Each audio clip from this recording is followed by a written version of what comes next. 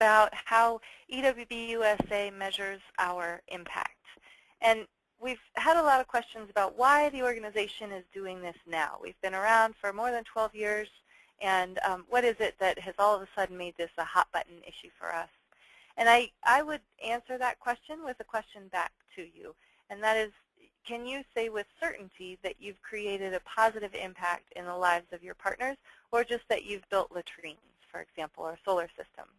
So we know a lot about what we've built as an organization, but we don't really know what our impact has been. We've been criticized for focusing too much on the built project and not enough on the changes in the lives of our partners. And so this program is intended to allow us to discuss with some confidence that we're actually making a difference through the lives of the partners that we work with. And I wanted to note that this is the same presentation that was given live at the regional workshops in 2013. So if you attended those workshops, you've seen this talk, and you're welcome to stay on. But I just wanted to point that out, that this is not a new presentation.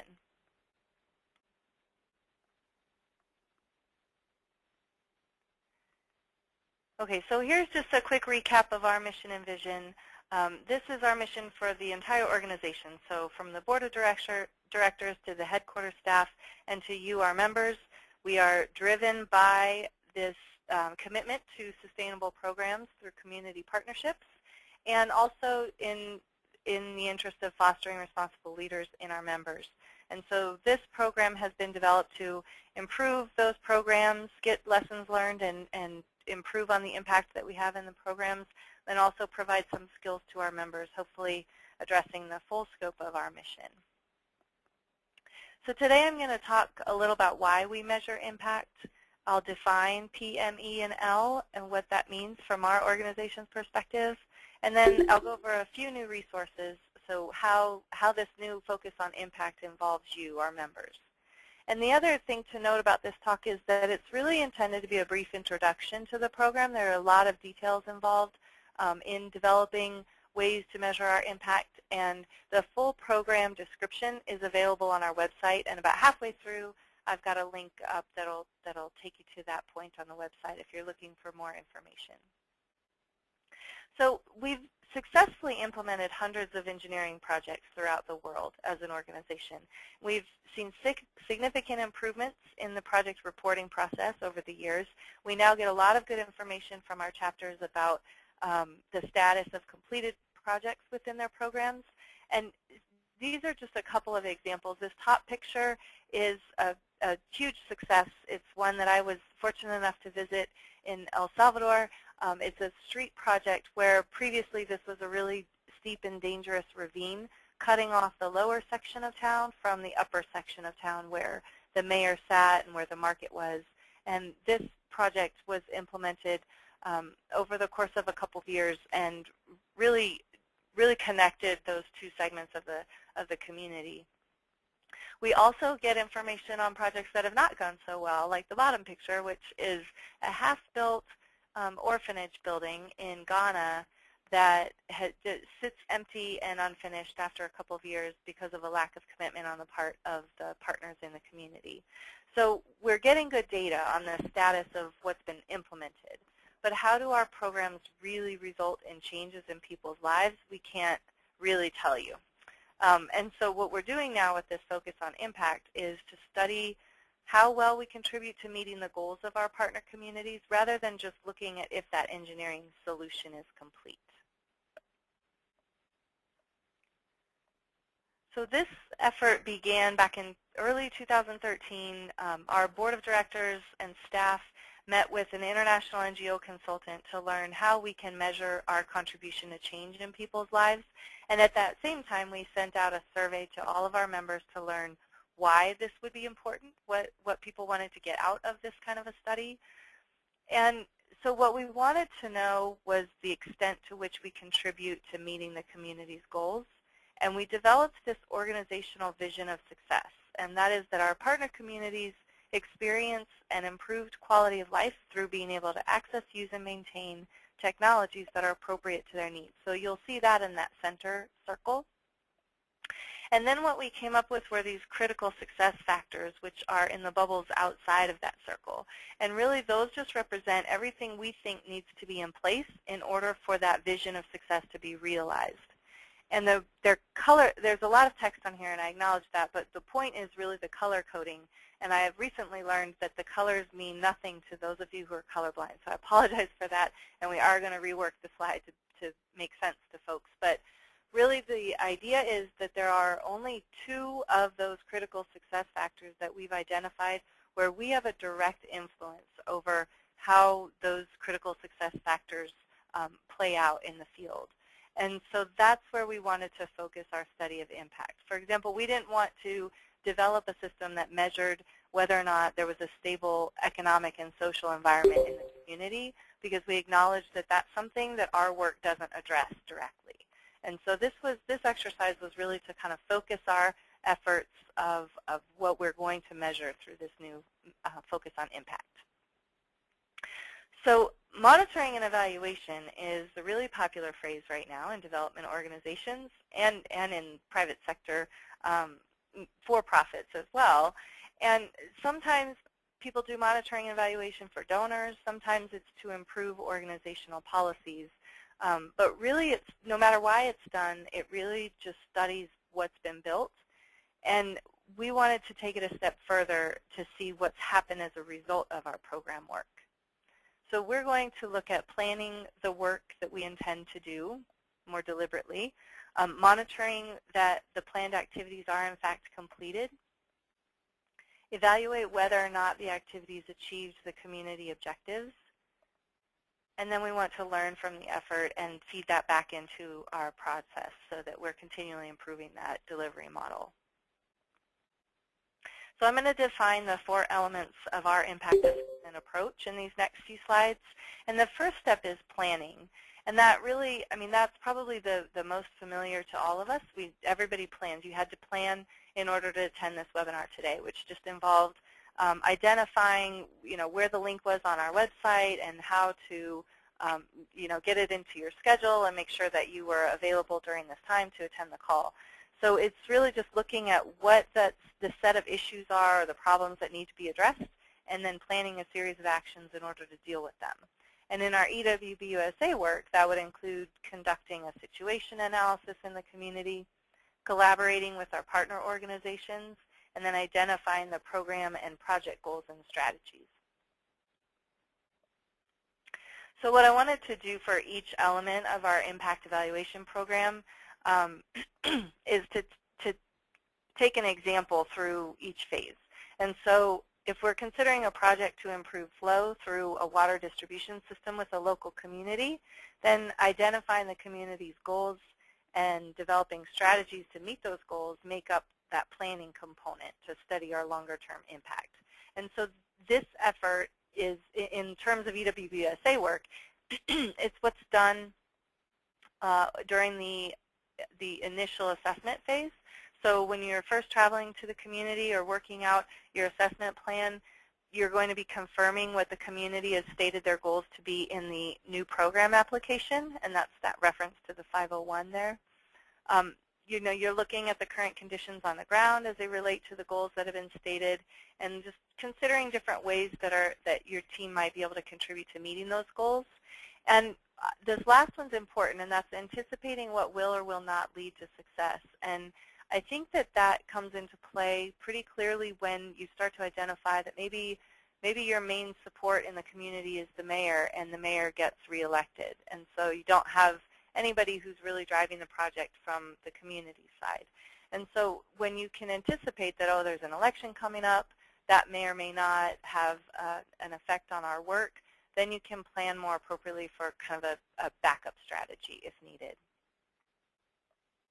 And then you move into monitoring, and monitoring is, I'm going to emphasize the difference between monitoring and evaluation a bit in these next few slides, because we have been using them in kind of a really basic way in the past in EWBUSA, and now we're trying to differentiate them and use them more consistently with the rest of the international development sector, and make sure that we understand as a membership what the differences are between those two activities.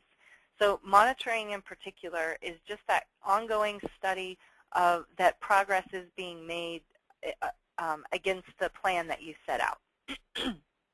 So, excuse me.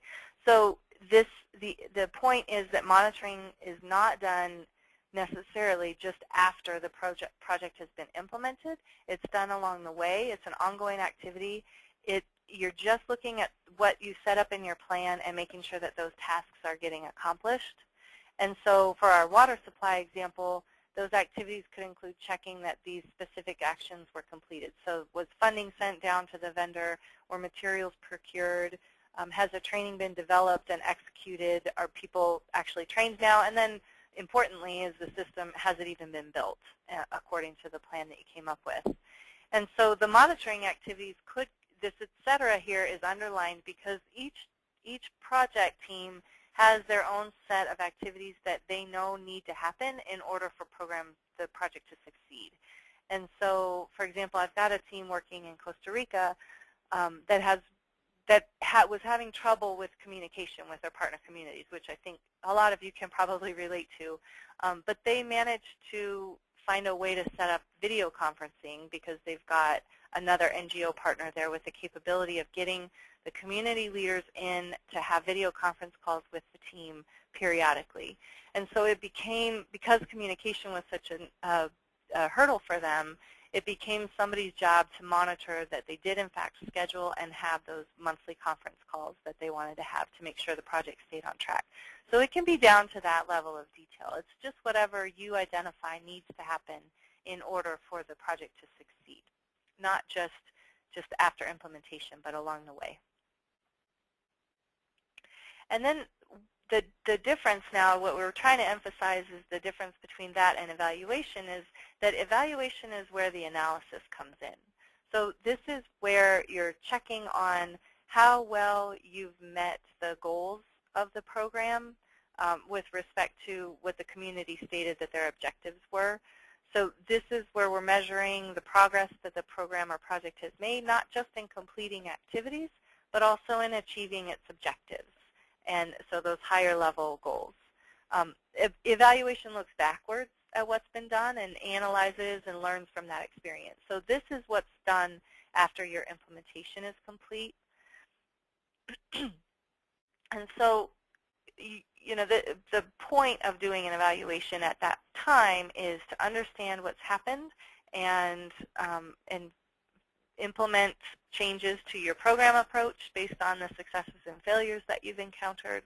Also to communicate things to others, so when you want to come back and report back to your donors about how well the money that they contributed has been managed, the evaluations become important. But the evaluation requires a baseline against which to assess the change and continuous monitoring of that change to really be able to understand and evaluate how things have evolved over time. So in our example, the evaluation activities include a study of the outcomes of the completed actions. So we built the distribution lines, but are more people actually getting water? And we trained the maintenance folks, but do they actually have the capacity to provide that maintenance service? And so just to beat a dead horse here, the main differences between the monitoring and evaluation comes down to what you're studying. So monitoring, again, measures that the activities described in the plan are completed, just an objective observation. And then with the evaluation, you're determining whether or not the overall plan objectives have been met. And so that's really where a lot of the resolution happens within our organization. And the chapters are still involved in the program at this point. This is within your minimum 5-year commitment. A lot of our chapters are involved longer with their community. But the monitoring and evaluation phase is happening while you're still active in your program.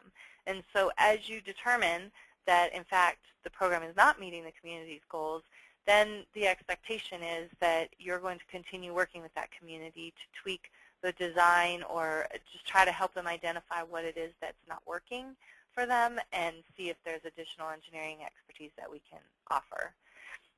These elements, again, are conducted by the chapter while you're still in country. And where we move into how we're going to use that data at an organizational level, that's where we do broader impact assessments. So with the study of impact, beyond just monitoring and evaluating a specific project, the headquarters office now is kind of taking that step back from the accomplishment of the project work and looking at the differences in the communities now compared to when our work began. It looks at what's changed and also considers the reasons for that change. And this goal is not really it's not to just identify positive change that our organization has contributed to directly, but it's a look at the role of all the external factors and how that might inform our processes. So maybe there's something that a different organization did that we could learn from. So when we're looking at change in the community, and you'll see in some of the reports that I go over in a minute, we're asking a lot about what's different from when you started to after your program's been implemented. We're just trying to identify the influence of all actors in the community and what our role may have been. So if we look back at our example, it's possible to have a well-functioning water system that it does in fact provide more water to the community users, but in the end it's not really of any use to the community because maybe the water tastes bad. So if we stopped our study of the project at the evaluation phase, then we might consider that project a success because there is in fact more water reaching the community. But we wouldn't have that complete understanding that the community doesn't have an improved water situation, which was their biggest kind of overarching goal, because it's just not being consumed. And I think that really gets at that there are these thousands of, quote, successful projects in the world that fail to make a positive impact on the lives of the people that they were intending to serve. And so our focus on impact assessment really addresses the issue of how those lives have changed in relation to our area of work, and starts to address these so what questions. So we've implemented our program, all the projects within our program, what's changed, who is it changed for, how significant are those changes, what contributed to that, and really, most importantly, what can we learn and apply to our model to further develop it and improve it. And then lastly, the L is the organizational learning component. And that, as the slide says here, it's the process where we're incorporating the thinking and the doing. But basically, you're taking all this data in that you've gathered in the community, and now we want to put it to use. So organizationally, we need to collect the data, which is where all of you come in because you're the boots on the ground. And then we're going to organize it, make it accessible. We want to get that information back out to you guys so that the lessons can be learned across the organization and it doesn't just sit within your team. We have some strategies to incorporate learning into our organizational policies and procedures. So as you start to learn about anything that's changing in EWBUSA, we'll be able to tie it back to lessons that we're getting from the field through our impact assessments rather than just doing, which is also valid, but in the past we've relied on a lot of study of best practices in the sector. And so with this effort, we want to be able to use the data from our experience and really put it to use. And then, excuse me, we want you to be able to use this information even within your chapter as well. So we are hoping to get a lot of good data that we can use at the organizational level, but we think, and I've seen so far, that a lot of teams are able to modify kind of their approach to how they deal with their community partners based on project evaluations over time in the past few years. Or maybe you've got a chapter with 3 or 4 different programs going, and you can start to communicate what the impact of your programs are just between each other within your chapter and start to learn some lessons that way and share that. So this is where the full description of this program lives on the website. It's the main page, the what we do. This is before you sign into My EWB for anything. What we do, and then our model, and that will give you the full program description. And then this webinar obviously exists where you found it, but there are other technical resources available in that same location. So look back to that often because we're continually trying to develop new material. And then we are also developing additional resources for fieldwork. So one big comment we got back from our year or so of having implemented this is that now everybody knows what we're expecting of them to report on, but they don't know how best to have those kinds of meetings in the community. So we're working on developing additional resources for you and how to put this material to use. And I do see one comment asking me to introduce myself. I apologize, you might have come in after I did so, but my name is Tiffany Martindale, and I'm one of the project engineers on staff at EWB USA, and I am also the Impact Analysis Department Director. Okay, so let's get into what this means for you, our members, and how this changes things. And the one good thing I have now in giving this talk a year or so, year and a half after giving it the first time, is these tools have been in use now for over a year. And so I have some additional input into how this has worked out for chapters. So hopefully that's a benefit for you. But really what we've explicitly asked chapters to monitor and evaluate their work since 2010.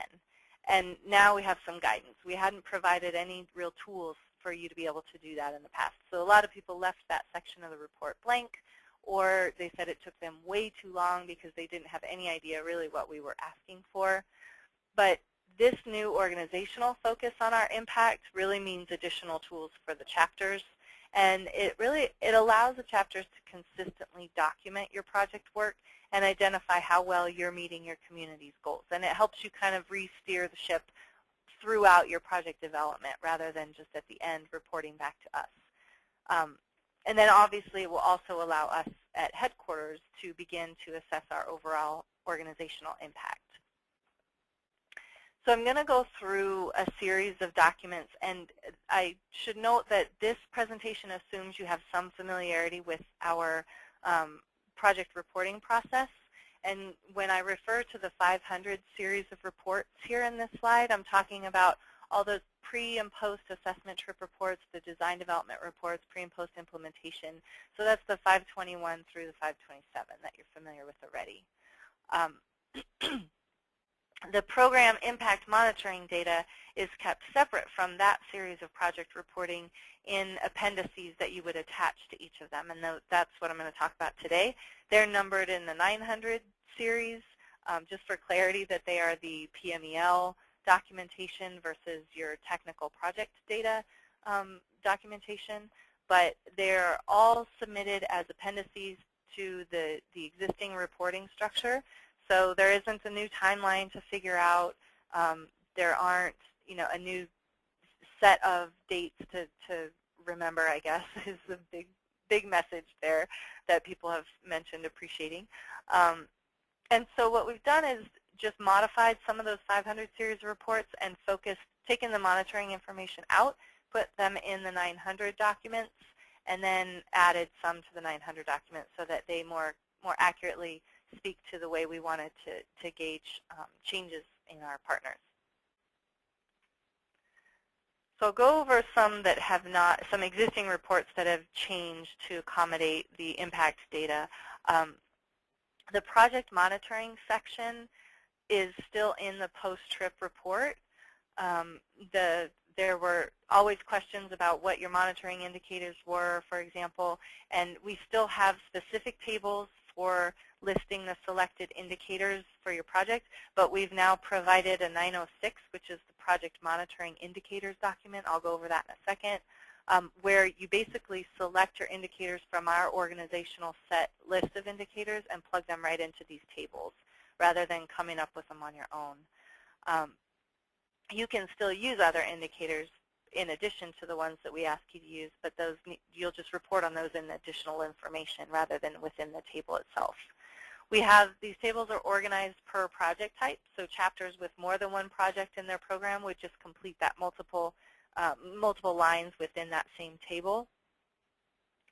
And the tables so far, the word on the street is that they are much easier to complete now that we've got it a little bit more organized, a little more directed in how you would monitor the project as you travel. And so that last series of changes, those all apply to every time you travel to the community.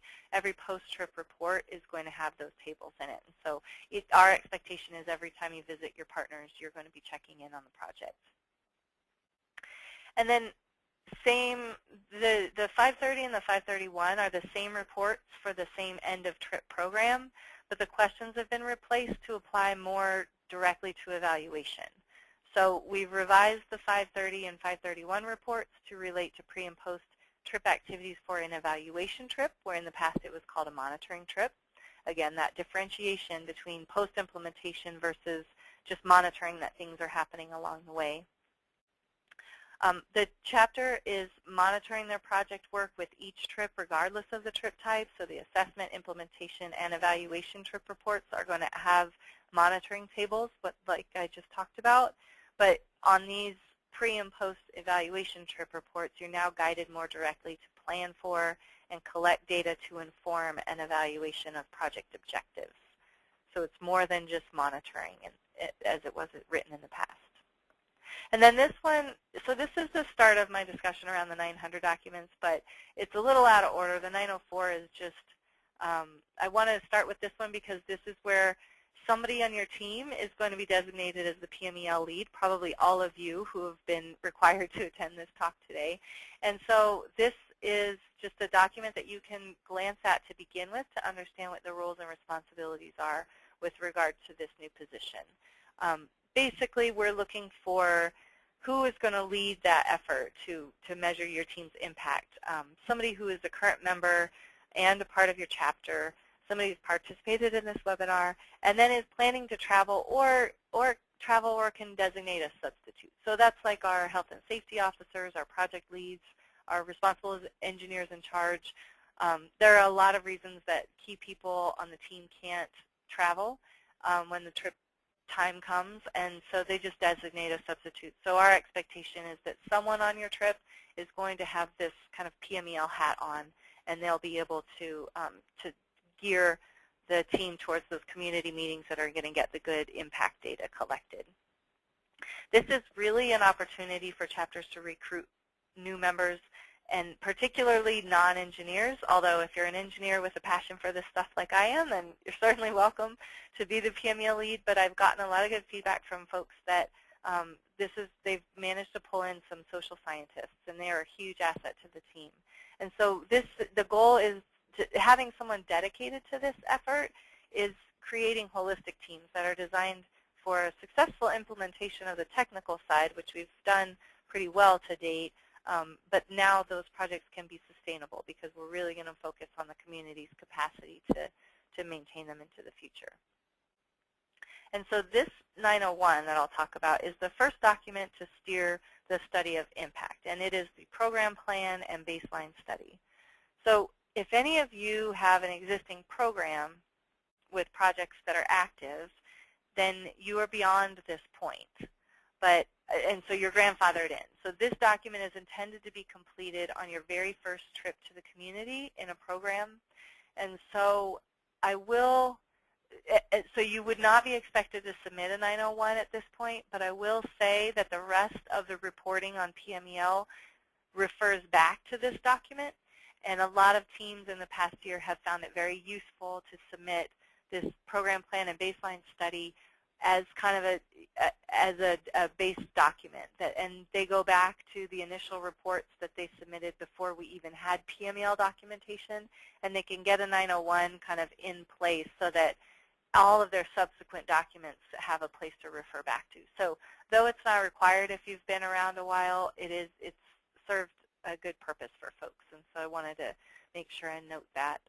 And also there are example documents for the PMEL program on the website, and the example baseline study was done by a team that had been in their community for 5 years already. So it is possible to start with new reporting in the middle of your program. It's a little cumbersome that first time, but I think it really has proven to be a good tool for them as they move forward. So what this program plan and baseline study does is it replaces the monitoring planning that we had previously put into the pre-trip reports. We took it all out of those reports and put it here. It helps the chapter plan the program activities with just simple and direct questions geared towards facilitating those conversations with the community to tease out what their goals are and really get a good understanding of the situation in the community at the beginning of your program. And so it provides that snapshot of the current situation, and you'll refer back to that in the subsequent documents. Then eventually in the 901B, which I'll talk about next, this is the document you'll use to test your assumptions about your initial program strategies. So you can use the data that you collected in this to chart progress towards achieving the changes that the community identified, and then also to learn from the programs and adapt the approach that you're taking to improve that delivery model again. So it's just structured to get the conversation going with your partners and to start to document what their goals are, so that your team members in 5 to 10 years can refer back and say, oh, this was our driving mission of this program, and we need to stay focused on that. The 901, if you are starting new, is submitted as an appendix to your very first post-assessment trip report. So we do ask for a draft of this document with your pre-trip report, but that's just to make sure that you know it exists and that you're planning to use it as you travel and meet with your partners. And then you'll submit the completed baseline study when you come back with your post-trip report. And then this is that follow-up document that I mentioned, and this is program impact monitoring, we're calling it, and it includes pretty much updates to all of the information that you posted in the 901 and the baseline study.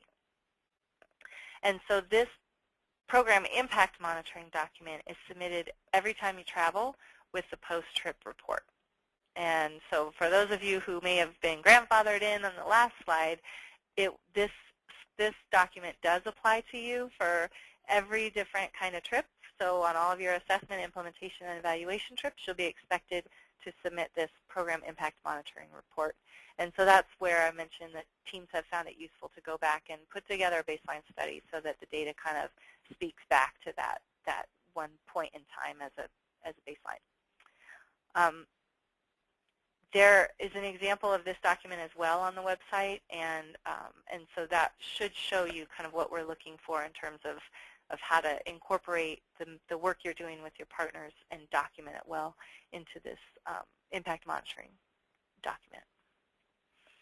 Okay, these next two documents have been very useful for our teams. We have always asked for some kind of an agreement,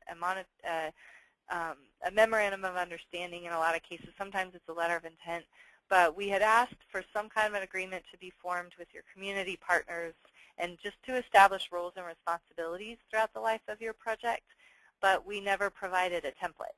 And so now, by popular demand, we do have a standard partnership agreement, and that is this document 902. It's signed by the chapter, the community, and a local partner who's either an NGO or a municipality leader at the conclusion of your first assessment trip of the project. And so this one also, you'd include a draft with your pre-trip reporting, but we're looking for it to be developed in partnership with your partners.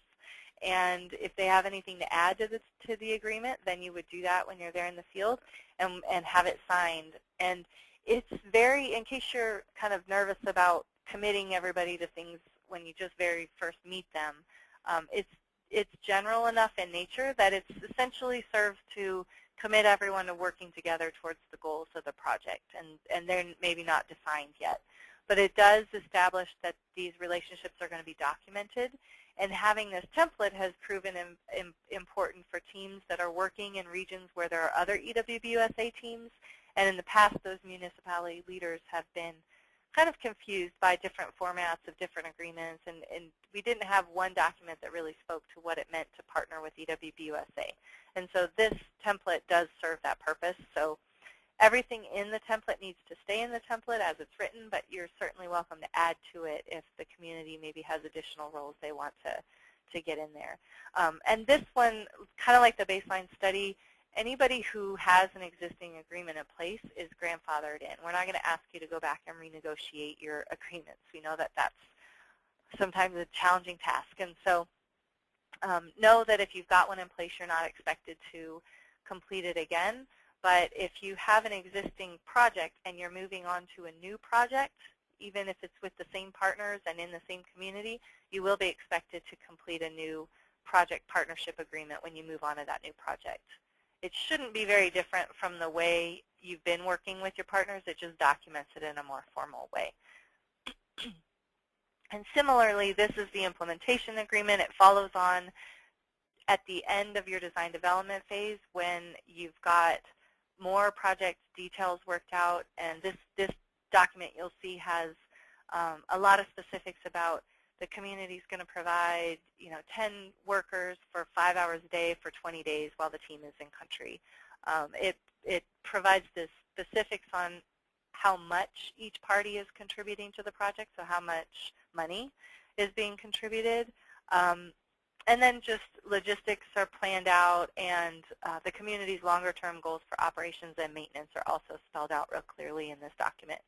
So this one is important for you to know about ahead of time in the early phases of your project, because what happens is you will submit this in its signed final form when you apply to the Technical Advisory Committee to build the project. And the TAC, as it's called, is looking for this agreement to be signed so that we all have assurances that the community is on board with the project and the commitments are all firm. This one also is required on all projects from this time forward. And so if you're working with your community early on, you want to know about this, be able to talk to them about it when you're there, maybe on an assessment trip, and get their input on how you can work with them remotely in order to get it signed when you come back in the States and you have the specifics of the design worked out. So it's important to know that this is coming down the pipeline and required for your approval so that you can establish those lines of communication to get it signed when you're back in the States. But if you've been, again, if you've got an agreement signed already for your implementation, you certainly do not need to go back and renegotiate at this point until you start a new project. Okay, so I wanted to take some time to go over these last two resources are really great planning tools, and they have been the topic of a lot of conversation from folks since we've implemented them. This first one is the Program Logical Framework, and it is the predominant tool for measuring development work throughout the world. It's unfamiliar to most of our members who are engineers and have not been in the international development sector, but it really is the main planning tool that program teams use to essentially manage scope creep is kind of the overall purpose of it, I think. But it is a tool for concisely describing the results of a program design process, and it brings some structure and logic to the program purpose and the intended inputs, what the activities are going to be, and what the results are going to be. We have got a lot of questions on these. We had a full session on how to develop a log frame at the National Conference in Washington, D.C., and we're planning to develop more resources around how to really effectively nail down what you should include in your program logical framework, because this document is part of your submittal with your final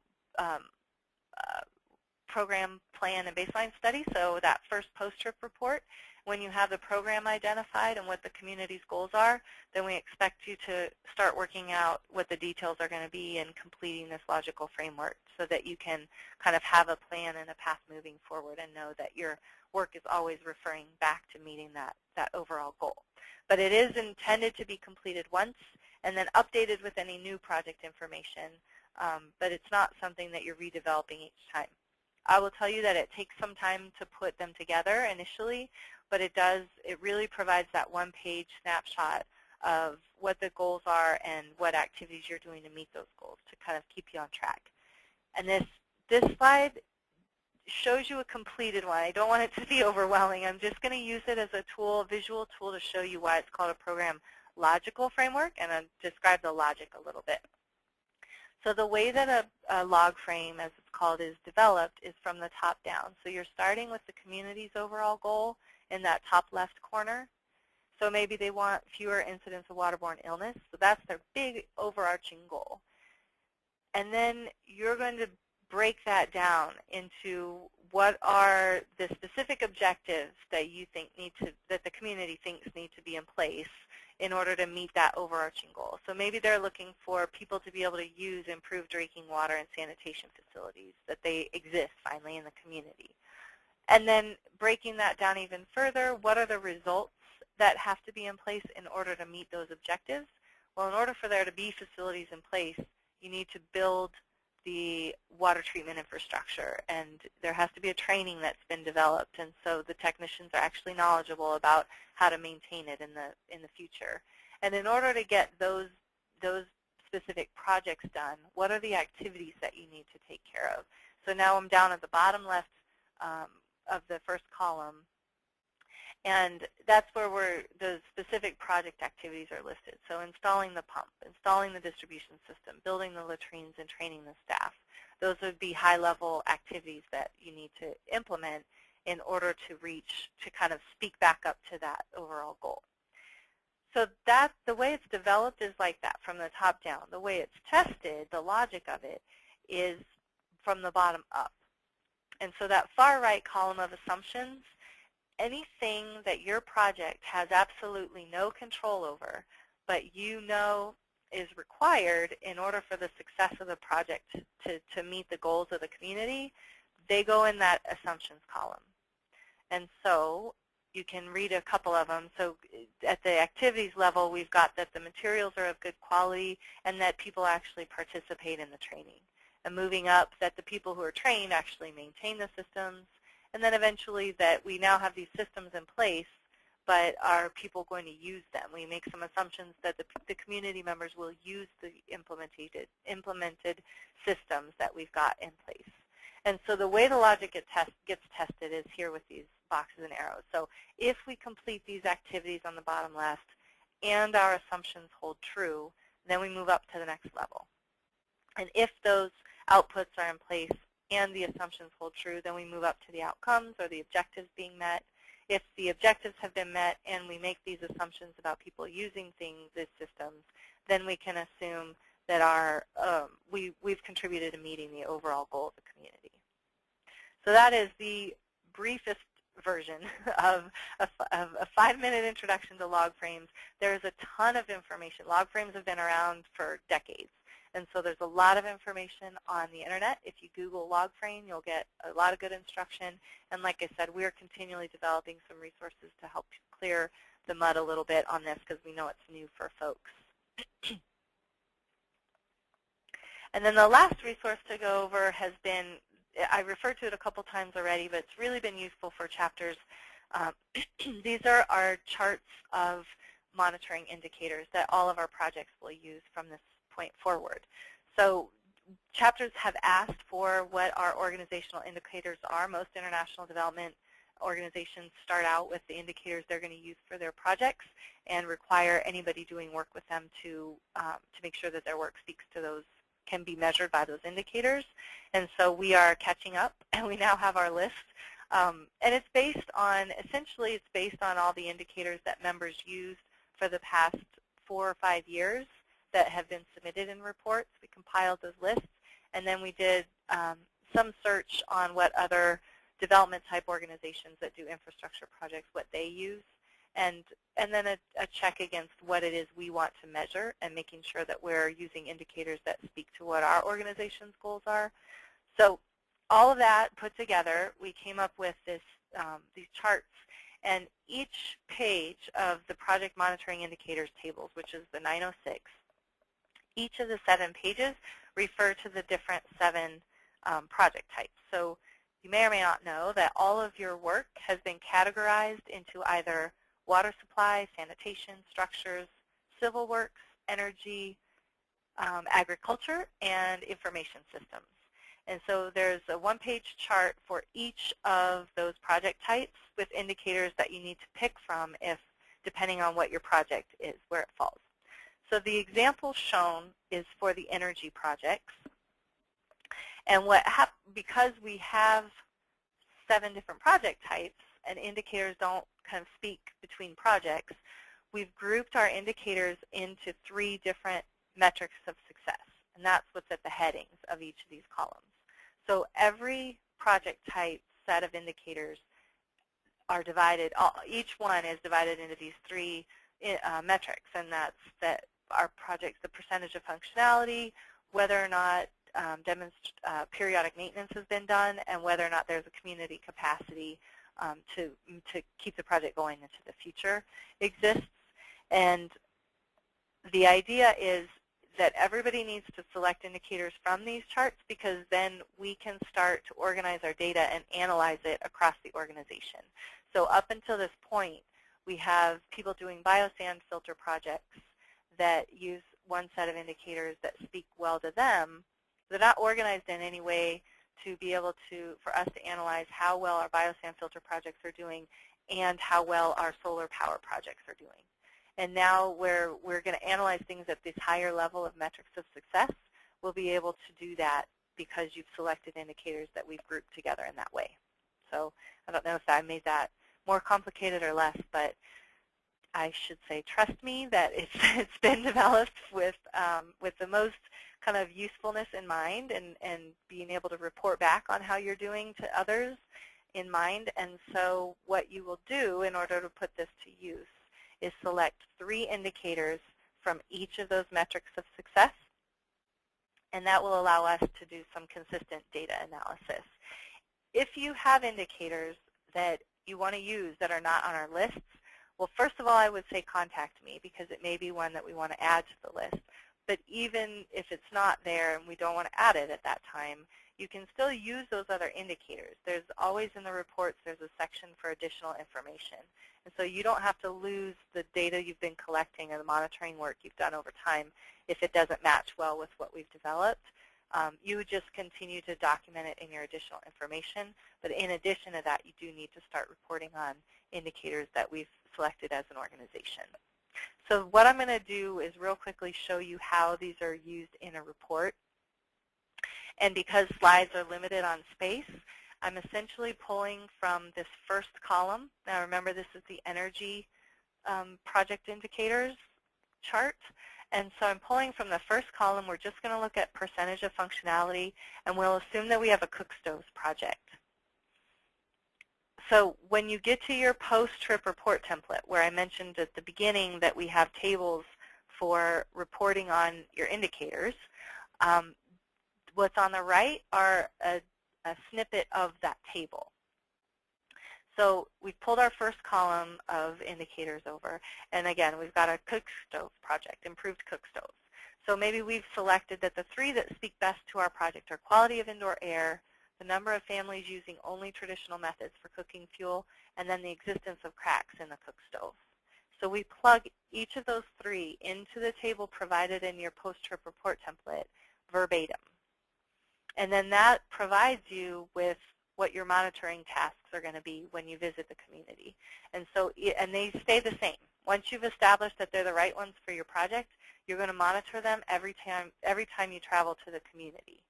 So that maybe on this trip you came back and you realized that per whatever protocol you're using, the quality of the indoor air has been improved by this much.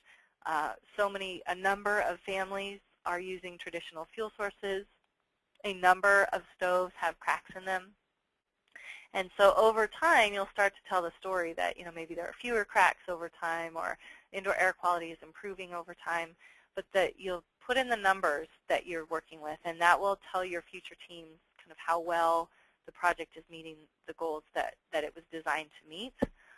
And then the monitoring results will help you identify where in our overall table, again, this is in your post-trip report template, where in that table your project falls in terms of functionality. So with those monitoring results, we'll say that your project is somewhere between 75 and 100% functional as it was designed. And then we have the same thing for each of the other 2 columns. And so it's a matter of establishing what it is you're going to measure, monitoring those indicators, and then using that information to kind of inform how you're going to respond to the metrics. So in the past, if you've been around before the last couple years, we had this bottom right table, but we had no way of telling you how to get there. So we got reports all over the place. We had people saying 0 to 50%, 75 to 100% with no meaning behind it at all. And so this is intended, again, to kind of make our data more defensible, make the reporting that you're submitting on the status of your projects more confident, and allow you to speak more directly to your donors about what it is that you're doing in the field and how it's contributing to the goals of your partners. This last document is just for your information. It exists to provide a one-page snapshot of what I've just talked about for the last hour. And so it just goes over what each report is, what it's called, what its number is, and then when you'll use it, whether or not it's required or just a backup resource. It's still included so that you can kind of see at a glance where all this stuff fits into your typical reporting process.